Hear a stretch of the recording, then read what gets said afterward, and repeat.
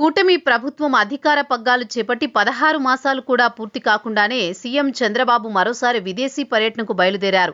బుధవారం CM Chandrababu Dubai సహా ఖతార్లో పర్యటించనున్నారు. ఈ సందర్భంగా ఆయన రాష్ట్రానికి పెట్టుబడులు తీసుకొచ్చేందుకు ప్రయత్నం చేయనున్నారు. రాష్ట్రంలో పెట్టుబడులు పెట్టడం ద్వారా స్థానిక యువతకు ఉపాధి, ఉద్యోగ అవకాశాలు కల్పించాలని చంద్రబాబు ప్రధాన ఉద్దేశం.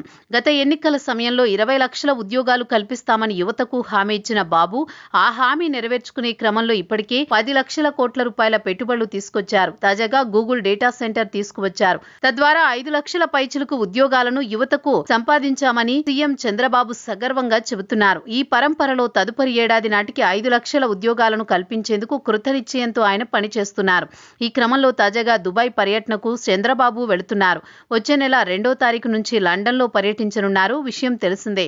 ఇదిలా ఉంటే వైసీపీ అధినేత జగన్ ఉన్న సమయంలో ఎన్ని విదేశీ పర్యటనలు చేశారు, ఎన్ని పెట్టుబడులు తీసుకొచ్చారనేది ఇప్పుడు సోషల్ మీడియాలో చర్చనీయాంశంగా మారింది.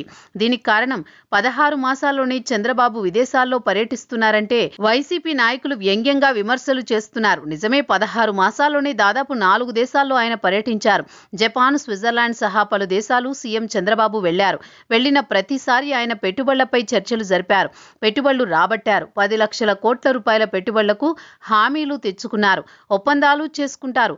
ఇలా చూసుకున్నప్పుడు వైసీపీ హయాంలో జగన్ ఎన్ని దేశాలు పర్యటించారు అంటే కేవలం 2 దేశాలు మాత్రమే ఆయన పర్యటించారని గణాంకాలు చెబుతున్నాయి. ఒకటి దుబాయ్, 2 బ్రిటన్. ఈ 2 దేశాలను పర్యటించి అప్పటి సీఎం జగన్ పెట్టుబడులు తీసుకువచ్చినప్పటికీ అవి ఇంకా ప్రారంభమే కాలేదు. కానీ అప్పటికీ ఇప్పటికీ చంద్రబాబు చాలా దూకుడుగా వ్యవహరించడంతో పాటు విశాఖ నగరాన్ని చూపిస్తూ పెట్టుబడిదారులను ఆకర్షించే ప్రయత్నంలో చాలా ముందున్నారన్నది వాస్తవం. వచ్చే నెల 2వ తారీఖు నుంచి లండన్లో పర్యటించనున్నారు. అదే సమయంలో వచ్చే నెల 14, 15 తేదీల్లో విశాఖలో పెట్టుబడిదారుల సదస్సు నిర్వహిస్తున్నారు. దీనికి ప్రపంచవ్యాప్తంగా ఉన్న కీలక పెట్టుబడిదారులను ఆహ్వానించి పెట్టుబడులు వచ్చేలా సీఎం చంద్రబాబు కృషి చేస్తున్నారు.